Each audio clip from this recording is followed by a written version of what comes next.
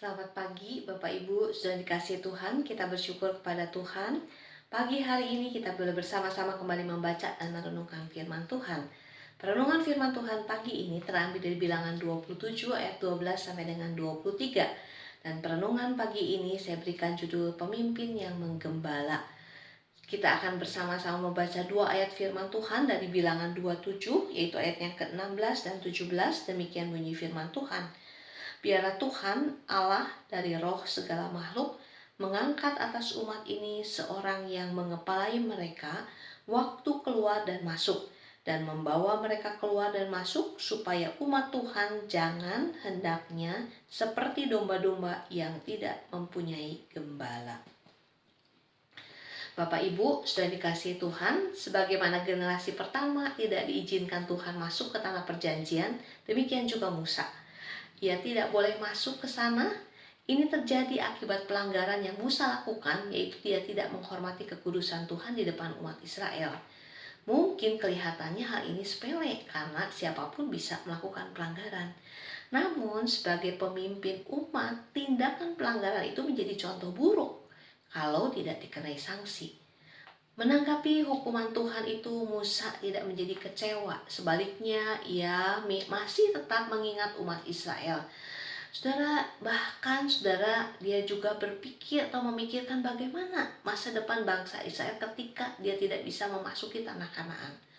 Oleh sebab itu, saudara, Musa minta kepada Tuhan supaya Tuhan mengangkat seorang yang bisa menjadi pemimpin bagi bangsa Israel, menggantikan dirinya. Musa tidak ingin penggantinya itu adalah seorang yang asal-asalan memimpin, sehingga bangsa Israel menjadi bangsa yang tidak terurus seperti domba-domba yang tidak bergembala. Musa ingin agar Tuhan tetap memimpin bangsa Israel melalui penerusnya, dan berharap Tuhan memberikan pemimpin yang lebih baik daripada dirinya. Karena Musa tahu bahwa apa yang akan dihadapi bangsa Israel selanjutnya tidaklah mudah.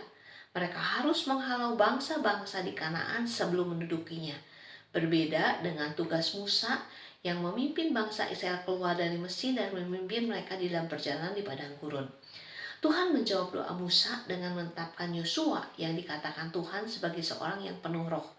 Dan Musa menuruti perintah Tuhan, ia memanggil Yosua dan menyuruhnya berdiri di depan Imam Eleazar. Dan di depan segenap umat itu lalu meletakkan tangannya atas Yosua dan memberikan kepadanya perintah seperti yang difirmankan Tuhan dengan perantaraan Musa. Dan setelah Musa wafat, Yosua sebagai gembala melanjutkan kepemimpinan atas bangsa Israel dengan memimpin perjalanan umat Israel, memimpin peperangan untuk merebut tanah perjanjian sampai membagikan tanah perjanjian itu kepada masing-masing suku bangsa Israel. Saya dikasih Tuhan dengan pertolongan Tuhan dan otoritas yang diberikan kepadanya. Yosua berusaha memimpin, menjaga dan menjamin agar orang-orang yang dipimpinnya itu bisa sampai di tujuan, dan akhirnya Yosua berhasil menyelesaikan tanggung jawabnya, menggembalakan bangsa Israel dan membawa mereka sampai ke tanah yang dijanjikan Tuhan. Dari perikop yang kita baca ini, kita bisa belajar bahwa seorang pemimpin dipilih oleh Tuhan untuk menggembalakan orang-orang yang dipimpinnya, supaya mereka bisa diarahkan kepada tujuan yang benar. Mereka bisa terlindung, mendapatkan rasa aman dan terpelihara dengan baik. Pemimpin sebagai gembala ini seringkali menjadi gambaran untuk kepemimpinan dalam perjanjian lama.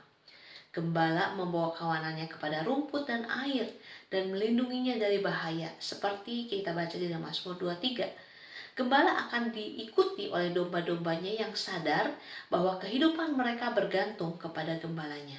Mereka akan mengikuti gembalanya berdasarkan kepercayaan dan rasa aman terhadap gembalanya. Domba-domba tidak akan mendengarkan atau mengikuti gembalanya jikalau mereka tidak percaya bahwa pemimpin mereka akan memimpin mereka ke tempat yang baik dan melindunginya dari bahaya. Gambaran tentang Yosua sebagai seorang pemimpin yang harus menggembalakan bangsa Israel ini mengingatkan kita akan peran Tuhan Yesus dalam kehidupan kita sebagai umat gembalaannya. Tuhan Yesus adalah gembala yang baik, yang bisa dipercaya dan yang mengenal kita satu persatu secara pribadi. Dia mencari kita ketika kita masih berdosa dan menuntun kita ke jalan yang benar. Dia senantiasa menjaga dan melindungi kita dari bahaya. Dia sangat mengerti akan pergumulan dan kebutuhan kita. Dialah yang memelihara, mencukupkan, memberikan rasa aman, dan bahkan rela mengorbankan nyawanya, mati bagi kita, umat gembalaannya.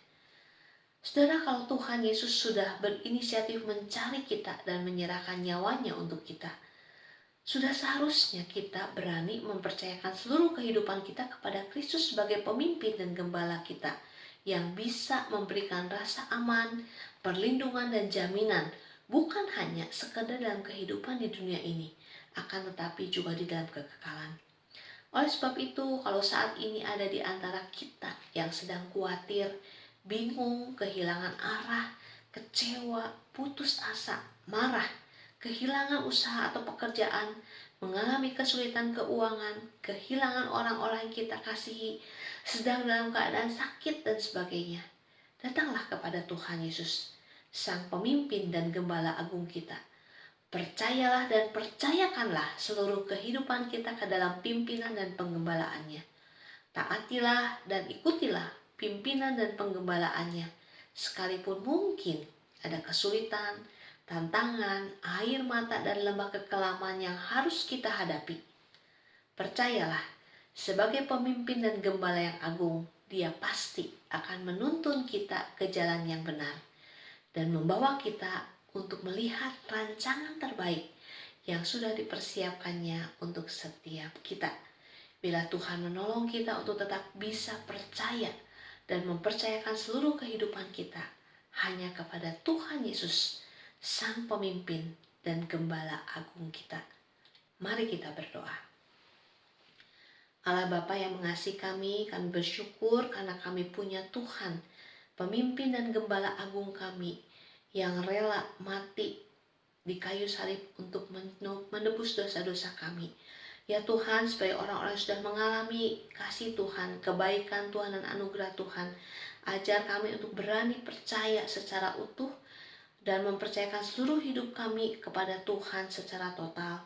Ketika kami menghadapi hari-hari di depan kami yang tidak kami mengerti, menghadapi masa depan kami yang kami tidak tahu, di dalam kebingungan kami, di dalam keresahan hati kami, di dalam ketidakmengertian kami, ajar kami itu tetap percaya kepada Tuhan. Di dalam masa kami kehilangan orang-orang yang kami kasihi, kehilangan pekerjaan kami, usaha kami, dan mungkin ada di antara kami saat ini sedang mengalami kekecewaan, sedang mengalami kesedihan, kemarahan, kelelahan, keputusasaan. Tuhan Yesus, tolong kami untuk tetap percaya di dalam menjalani hari-hari kami, untuk terus mengandalkan Tuhan, berjalan bersama-sama dengan Tuhan. Sekalipun mungkin ada banyak hal yang sulit kami mengerti, sekalipun mungkin kami tidak sabar menanti waktu dan caranya Tuhan, tapi tolong kami ya Tuhan untuk tetap belajar, tetap percaya bahwa Tuhan baik, bahwa Tuhan pasti memimpin kami ke jalan yang benar. Tuhan, tolong setiap kami, ajar kami untuk bisa tetap percaya di tengah-tengah perjalanan dan penantian kami untuk melihat masa depan kami sesuai dengan rancangan Tuhan yang terbaik buat setiap kami. Tolong setiap kami ya Tuhan, dalam nama Tuhan Yesus kami berdoa dan memohon. Amin. Selamat pagi, Bapak Ibu sudah dikasihi Tuhan, Tuhan Yesus memberkati.